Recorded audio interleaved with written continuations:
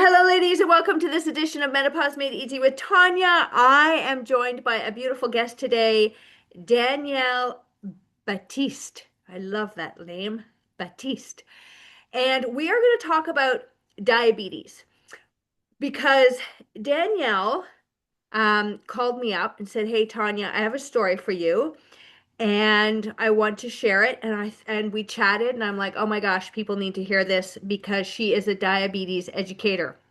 And so, Danielle, please share, and I'm going to ask some questions as we go along, Sure. but please share the beginning of your journey where you found, like, maybe you weren't feeling well, and then take it from there, and I'll kind of interject as we go along.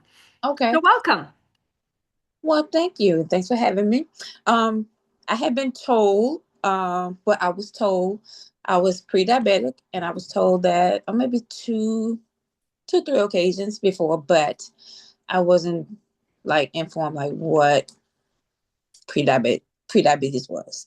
And on my side, I didn't read about it. I didn't educate myself on what pre-diabetes was. So I'm like, okay. So I went on about life. And I remember I was talking with my coworker, and I mentioned to her, I was like, my mouth is dry. It felt like Mm. cotton. And I went to the restroom. I didn't even get out the door. I went back. I would come out. I went back.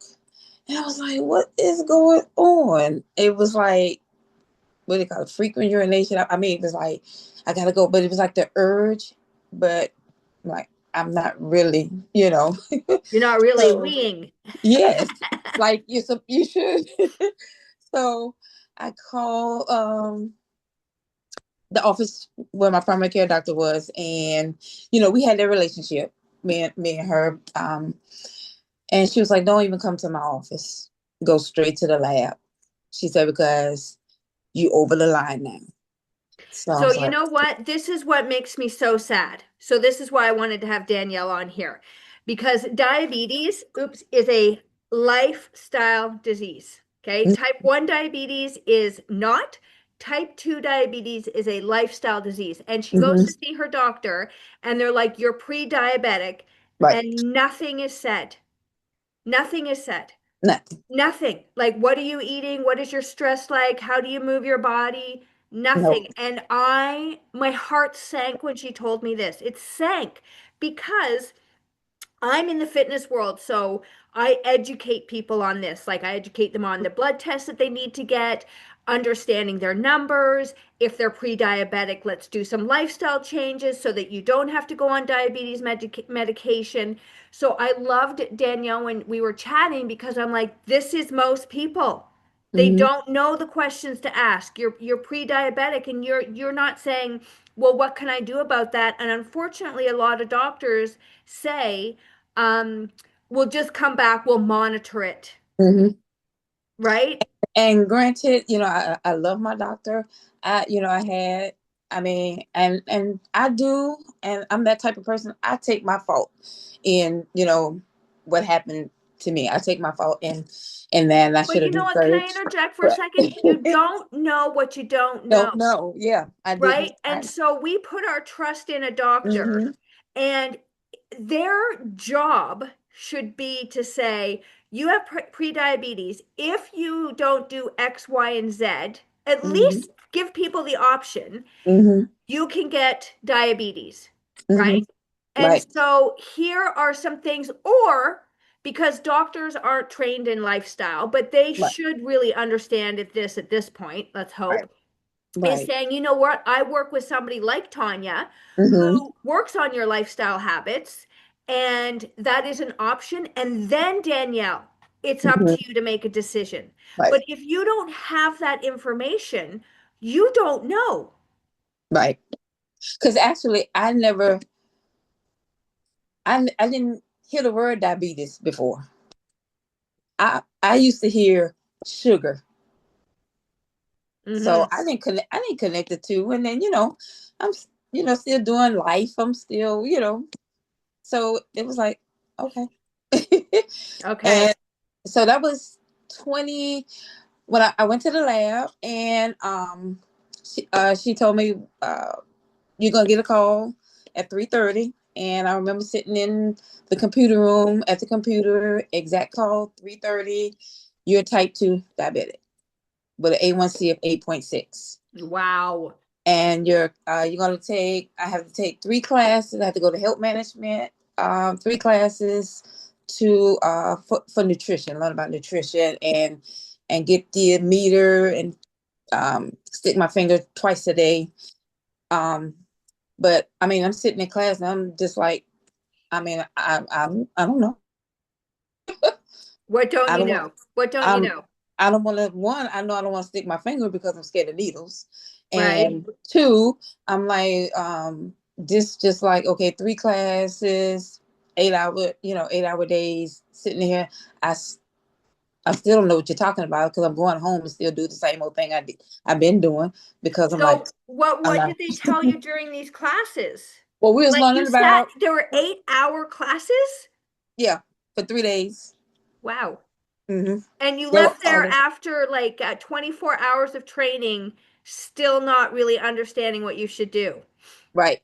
I think they need to update that. And I came home and was like, I'm not doing this. Okay, well, what did they suggest you doing and why did you say you don't want to do it?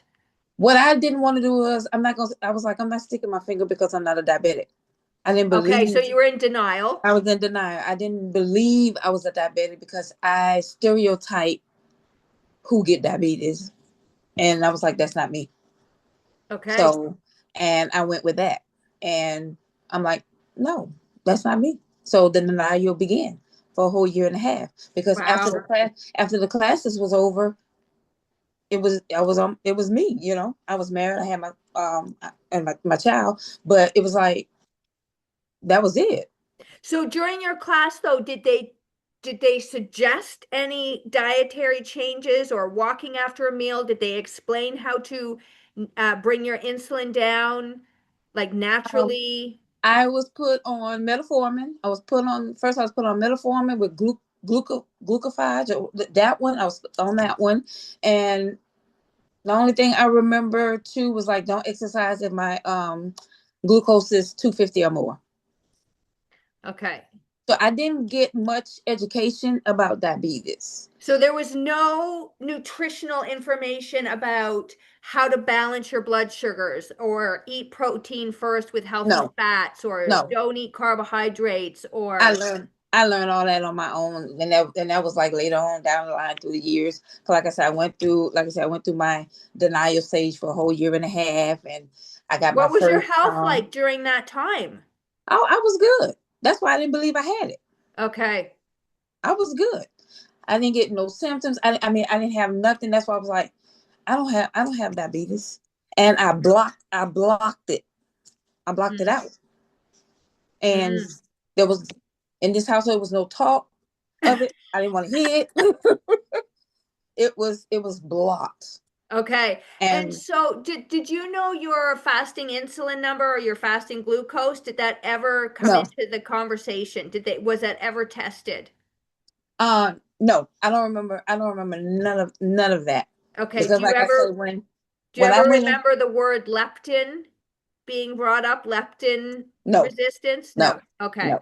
So there is a lack of communication. There is a communication breakdown. This is the point I wanted to Mm-hmm. drive home Yeah. is the lack of education and empowerment.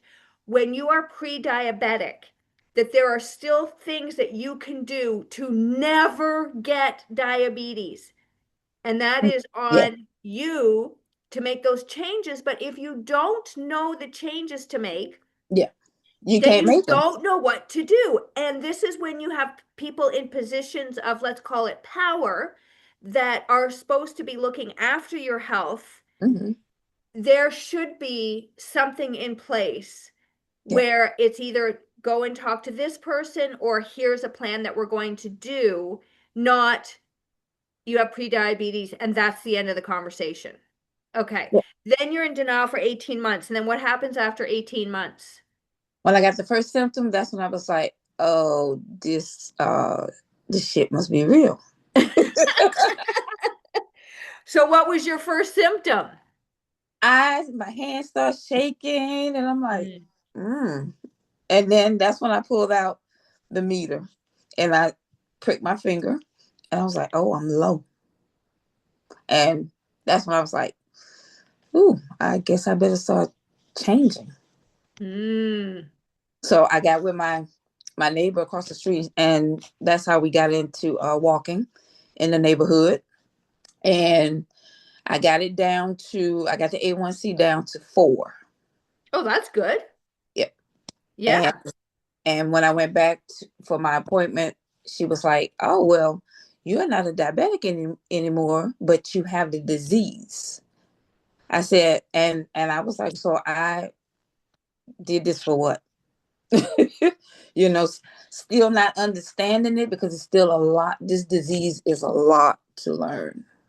Yeah. So that's when, slowly but surely I started doing what I was doing, which wish, and I still say to this day sometimes, to myself, why didn't you research this in the beginning? Because when, denial is huge. Yes. Okay. Yeah. So it's going to keep us safe and we're going to pretend it doesn't happen. Oh And you're not the yes. first person. A lot of people go into denial. I've, Oh I've, yes. I've probably done it myself. It's safe. And the dry mouth and the frequent urination was not painful enough to you or scary Hmm. enough to you to make you change. Right. And Right. listen, some people, you can go to a hospital and you can see people outside smoking, carrying an oxygen thing with Hmm. them. And sometimes people are never motivated to change. Right. So there can be a lot of pain. There can be limbs lost, eyesight lost with diabetes, all sorts of things. Hmm. And still people do not want to change or they don't believe it's going to make a difference. Right. So it just happened that you found these trembling hands to be like the thing that pivoted you. And I must say, to this day, that's about the most that I still get. And God don't change. That I get when I know when I'm dropping, my hands still shake, and that's my warning sign. Okay. So Now, do you know your fasting insulin number now or your fasting glucose numbers now? I don't know the recent ones now. No, I'll be going in for another test. Okay. I have to go back in for my matter of fact, not the doctor I have now. She's on it. Okay. So, and I like that. I like Yeah. that. So Okay. she's yeah. So this basically propelled you to be like, and this is how change happens in the world, right? This is why I wrote my book and to help people get off the insane amount of sugar that we're ingesting because I Hmm. went through it. I went through it, and through my story, I can help other women, and through Right. my struggles, I can help other women. Right. Right. And so, or men, like, I train men and women, but mostly women. So this was something where you're like, I want to help other people not go through what I went through. Yeah, because denial, it's a safe place. Yeah. It's safe because you don't want to deal with it. Um, and it's just you don't want to think about it. And I mean, I felt like I don't that's just something else to think about that I don't want to think about. And then when you're not having symptoms, you're not around where other people's talking about it, and you're not knowing what it can do to you, and this and that. So it's just like it's not there. So it was okay. I Well, just went on about life. yeah, and the more I learn, the more I learn. But when our nervous system feels threatened, right, Hmm. with change, it wants to keep you in the safe place, which means doing what you did yesterday and the day, or sorry, like, Right. yeah, yesterday and the day before that, the day before that. So Right. your nervous system is like, I can't handle Right. any change. So let's just stay the same because you're Stay the still same. alive. And that sounds really irrational because you want to get better and you sometimes even try to get better, but you sabotage yourself Mm-hmm. because you are just um your body is trying to protect you, and it's protecting you by knowing what it has done in the past. So Right. this stuff in the future looks very scary, Yeah. even though it's what's going to help you. And this is why people that's why just telling somebody to eat differently, it doesn't work. You have to go through a like behavioral change. Yeah. And because like when I talk to some people, I was like, you have to get the mindset right. Yes. Just like for myself, you have to get my mind right in order for me to make that change. And the way that you do something, I might not do it exactly the way you do it, but I will make the change for myself and do it the way that works for me. Right. And just like what I tell people, don't do or work it the way I do. You work it the way it works for you. Yes, Because but we are here are some basic yeah, principles. yeah. Exactly. I'm like, because we are different, our bodies react differently, and my last A1C was 5.7, but I will see what it will be next month when I go in for tests. But and I try to keep my stress level to where stress is stress. You're gonna it's everywhere, but I choose to deal with what I want to deal with, what I don't need to be involved with. I, okay, I need to stay out of this because I have to think about something else first. I call it my other person. I have Hmm. to think about my other person. And I don't want my other person getting mad because of what yada yada yada. And then my numbers, are going up and then I have to feel the effects of that. And So I everybody, don't want the effects. just to put this into context, I keep this very simple. Stress is like eating a donut. That You that gonna feel it. Yeah. So, Danielle is saying like there is stress in our life. Yeah. Everybody has stress. But do Yeah. you eat your stress, drink your stress, Mhm. Netflix your stress, or do you have coping mechanisms for walking, Mhm. breathing, meditating, something that is going to help you with Help you. that stress Yes. rather than sometimes aggravate it? And in our body, we have a hormone called cortisol, Cortisol. Yeah. and stress increases our cortisol levels, which increases our insulin levels, which is like I just equated to eating a donut. Hmm. So your body at this time does not know what's going on. I mean, Right. that's very simplistic, everybody, but it really drives the point home. And so this is why when you're highly stressed, Hmm. you hold on to weight because Yes. your body is not in a safe place to release the weight.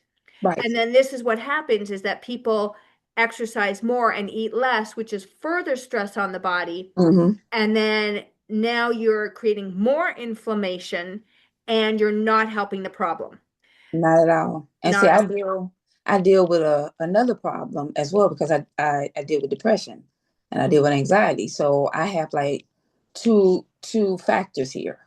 So when I get one under control, I have to make sure I keep the other one under control. So, I have other battles all. going on. Hmm.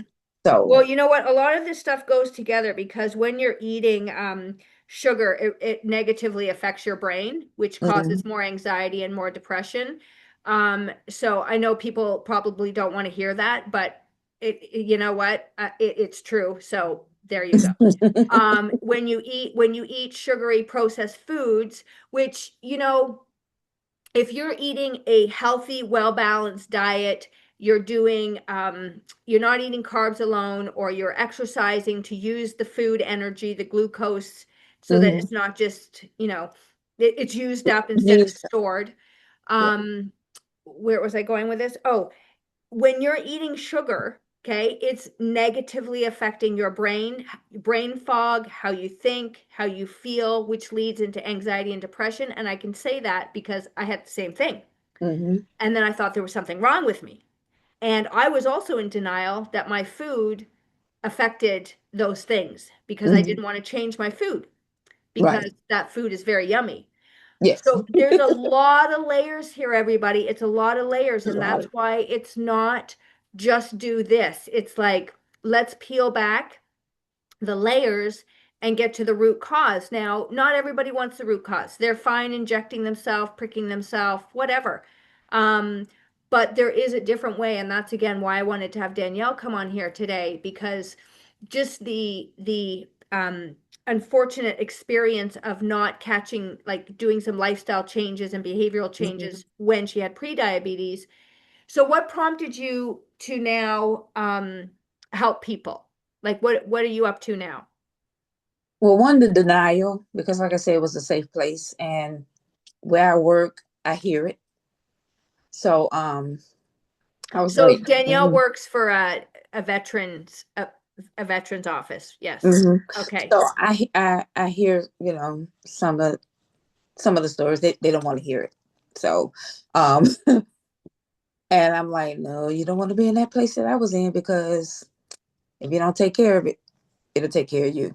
So that did it. And that's when I didn't begin diabetes made better right after I was diagnosed, or right after I went into denial. It was a little bit after, I think around 2019. I think I started diabetes made better, and I still didn't like really do much with it. um I was still kind of like what you call it, dibbling dabbling in it. And then finally I was like, okay, I got to come out of my little introvert and start doing a little bit more with it. So that's the effects of what you're seeing now, me coming out of my introvertness and wanting to do more now and things like that. So and just I just want to be transparent with other diabetics, and you know um let them see, yes, I've been there, same place that you have been, and I'm getting there. It wasn't no sprint. So it's just, if you hear my story, I want to tell the story, so you can make a move from my story. So just, if I help one person, I did good. Yeah. So Yeah. you hear my story, you move. Yeah. So what are you doing now differently than you were doing before? One, well, I've always been paying attention to my body, for one. So it lets me know, You've always been what, sorry? paying attention to my Okay. body. Yeah. So that's one thing I love to tell people: pay attention to your body, because your body do tell you. But one thing that I'm definitely doing different, I'm slowing down. I'm Mm. I'm slowing down. Um, I used to just be toot toot toot, but definitely slowing down. I'm listening and researching a lot more um, So about educating it. and empowering yourself. Yeah, definitely. And now I want to get out there more and talk to more diabetics.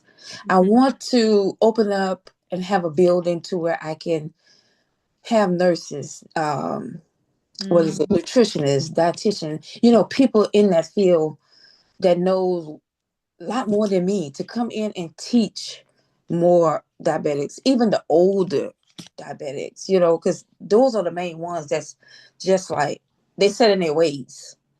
And once you get set in your ways, that's it. It's hard to reach it, but I definitely want to reach the newly diagnosed diabetics like myself, because it brings me back to remembering about myself when I was first diagnosed, and I was just like, I'm not listening. So I really want to reach Well, them. a good place to start would be parents, because unfortunately there are a massive amount of Massive. children with Yeah. prediabetes. And you can Yeah. walk around being pre-diabetic for a very Very long long time. time. Yeah, And a so you very can, long time. oh, And the way that a lot of children are being fed these days is oh yes. not food. There's no food happening anymore. Mm-mm. It's a lot of ultra processed food. And, we could say life is stressful. I don't have time to make a healthy meal. Mhm. But I say this a hundred and thousand times over and over. I don't know when boiling eggs and steaming broccoli became such a chore.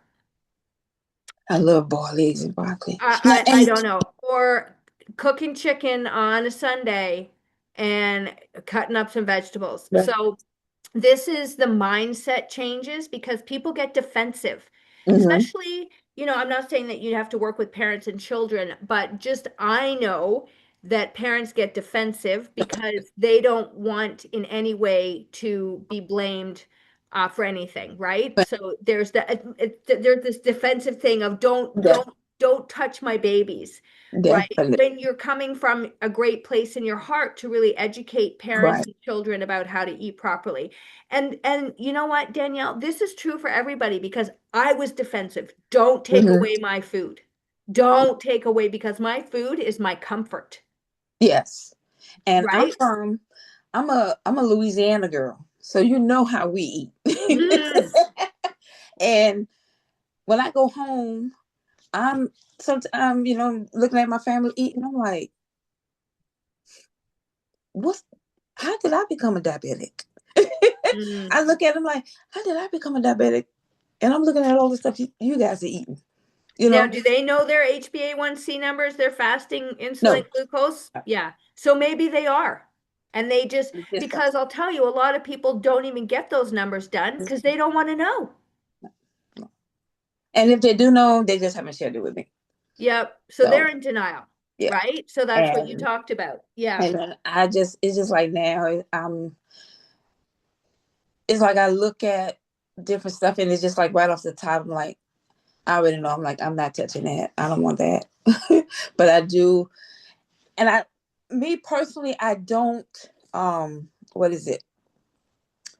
Like starve myself from some of the things. I do have my fun days or my day when I want to have something because I feel if I starve myself from something, if I have a taste for something, just let me just have a little bit taste of it. As long as I don't have a whole week taste of it, or I don't have a whole month taste of it, because I just want to just be able to feel to what I call it. I just want to feel normal again, and I just want to taste. I just want to taste, and and my son Brandon, he'd be like, "Are you supposed to be eating that, mama?" How old's your son? He's 20 now. Okay. I was like, just a taste, Yeah. just a taste. See, and you know what? This is what I say. I mean, I I say to people, like, food is enjoyment, food is Mm-hmm. social, right? But Yeah. how do we balance it to have Mm-hmm. health as well? And, once upon a time, like, we did not have the food, the processed food we have Right. now. And I say to people, if you just start baking yourself with your ingredients that Yeah. you know what's in there and you infuse it with love, you're Mm-hmm. already winning Yes. because there's so many chemicals in those foods that Yes. I don't know how, I mean, I'm not going to get into it now, but they're just not good for us. So, I teach small shifts, right? Where Mm-hmm. I never take anything away from anybody, but I love Right. what you just said. It is, what do you really want? So name a food that you just talked about that you really, really want. Like, what's that thing? Sometimes I want a Krispy Kreme donut. Okay, a It's Krispy Kreme getting for donut. real. Okay. So, for example, I would say to somebody, if you want a donut, you go for the Krispy Kreme. You don't go for the cheap donut. Like, Mm-hmm. go get the donut that you want and enjoy it without guilt, without Right. shame. Enjoy it. Maybe you have a boiled egg first just to like balance out the That's blood it. sugars.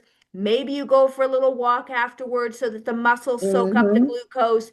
And maybe sometimes you just really enjoy the donut, Yeah. right? It's So right. maybe you have a little apple cider vinegar first. Yeah.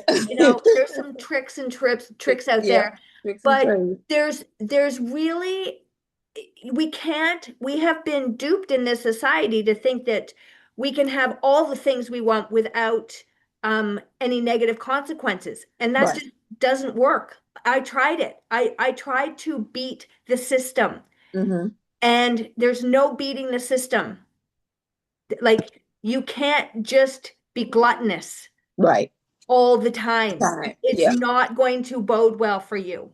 No. But I wanted to be that person. So I actually had to go through a morning of certain foods that were no longer aligned with Mm-hmm. where I wanted to go. Right. Right. So, yeah, that's a good one. See, and it's all how we phrase things, right? And so it's Mm-hmm. not saying to somebody, you can't eat that again Yeah. because you get defensive. Yeah. And that does, and then you eat it in secret, and then there's shame and there's guilt. So I love what you said at the beginning. It's your mindset. It's all between the ears here, everybody. It's working Mhm. on the mindset. Right. Yeah. Yeah. Finding Gotta your change. why. Gotta change the mindset first. Now I love my air fryer. You love your what, sorry? My air fryer. Air fryer. Nice. Oh So my. you're cooking a little bit healthier. Yes, because Very good. I in the beginning I was never a cook. Okay. I'm not a cook. So I'm like See, there's a belief that makes right it there. Do you hard. hear that, everybody? That was a belief that you have about yourself, that you're Yeah, not a cook. I'm not a cook, and I was like, this gonna be hard, Mm. because I don't cook. So, but like you say, it's mindset, and you got to change. So what are you cooking now? I air fry chicken. I do my broccoli, and I never was a broccoli eater. Asparagus. I wasn't a greens person. Hmm. Oh, but I will tell you, diabetes make you all of that. Yeah. But you know what, again, Danielle? Sometimes it doesn't, right? And It so actually is good. I didn't realize how good it is. yes, and when you're retraining your taste Uh-huh. buds, you get a good, like you actually start Mhm. to crave broccoli and greens and Yes. Brussels sprouts. I know I had the same thing happen to me. Yes. So, okay, so what would you like to leave our listeners with here today? Um, I want to leave them with the fact that I'm gonna tell you, like I mentioned before, I'm gonna tell you my story, but it's up to you to make the move. I'm not gonna force anything on you. I'm gonna tell my story. You move. So there you go. You've told your story, denial, right? And Mm-hmm. then there was some pain, fear that came in that made you change, and Yeah. now your goal is to inspire others to pay attention, to know what questions to ask if they're told they're pre-diabetic, Yes. to educate people on what they can do so they never get diabetes. Mm-hmm. And if you do have diabetes, here are some things that you can do so that you can not get worse and lose a limb and lose your eyesight and Yes, all the exactly. complications that come from diabetes. And I really think the important piece is here to empower and educate others, and then they can make choices. Without Yes. education and empowerment, it's hard to make choices. Is exactly, and basically, just don't forget your yearlies. Like your diabetic eye exams, and when you with your PCP, I make sure that they do my monofilament test to make sure, and underneath my feet. Sorry about that. And your dental, all of that. Make sure you stay on top of all of that. Those are important too, because like I said, I see a lot of them where they're not getting that done. Some of them don't even know about the retina eye exam, retinopathy. I can't even say some of those words sometimes, but you have to have those eye exams. Yeah, So a lot of people don't know that they're supposed to have those done. yeah. So So today I want you to be empowered to be the CEO of your own health. I love that. Yes, I use it all the time. You are the CEO of your own health. Yeah, There you go. there you go. All right, so keep your eye open for Danielle's information, and I will put her stuff in the show notes. Do you have a fully running course right now, or you're working on it? We still working on it. I was going to be doing a glucose reset in April, but we're gonna see how that goes. If not, then I probably have to push it back um another month or so. But I'll get with my manager and see what's going on with that. But we will see. Okay. I've been doing some what is it? Some more digital products and things like that to get out, and then I'm taking a class so I can start doing some coaching, some one-on-one coaching. Very nice. Good thing. Be the change you want to see in the world, everybody. Right? Yes, this introvert is coming. Good. You're breaking out and breaking through. Well, I've enjoyed our time together, and I really hope I wanted, Danielle and I were chatting, and I said, I love your story because there's many people, like you said, that are in denial or that don't know the questions to ask their doctors or don't understand that diabetes is a lifestyle disease. Diabetes 2, type 2 diabetes is a lifestyle disease, and they call Alzheimer's diabetes 3. Uh, So this is not a joke. This is no, not a joke. Um, so no, when you are having symptoms like maybe dry mouth or frequent urination, go get tested. And there are resources. I mean, I offer coaching for women and men. I've helped people get off diabetes medication. If you want to do some of the changes, it is not, you don't have to change a lot. So don't be afraid. It's small shifts done consistently over time. So thank you, Danielle, for being here today. I've enjoyed our time together. Thank you, listeners, for listening. And if you know somebody who is pre-diabetic or diabetic, please share this episode with them, or somebody who never wants to be those things.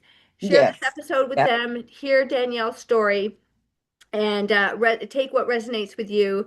And thank you for listening to this edition of Menopause Made Easy with Tanya, and I'll see you in the next one.